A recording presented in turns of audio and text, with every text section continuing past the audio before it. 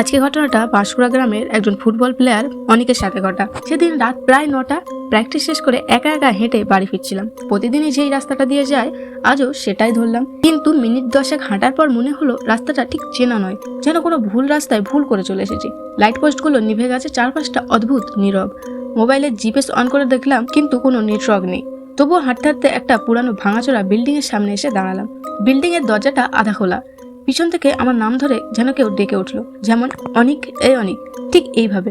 আমি চমকে উঠে তাকাতেই আশ্চর্যভাবে আমার ফোনের স্ক্রিনে ভেসে উঠলো, come to your new home. আমি ঘাবড়ে গিয়ে দৌড়ে সোজা রাস্তার দিকে ছুটলাম, কিন্তু যতই ছুটতেই থাকছি, রাস্তা যেন শেষই হচ্ছে না। হঠাৎ একটা বাইকের হেডলাইট চোখে পড়লো। একজন ভদ্রলোক আমাকে দেখতে পেয়ে দাঁড়ালেন, বললেন, এই রাস্তায় তো কেউ আসে না ভাই, এই রাস্তা তো 3 বছর আগেই মানুষ চলাচল বন্ধ করে দিয়েছে। আমি কথাটা শুনে তখনও কাঁপছি।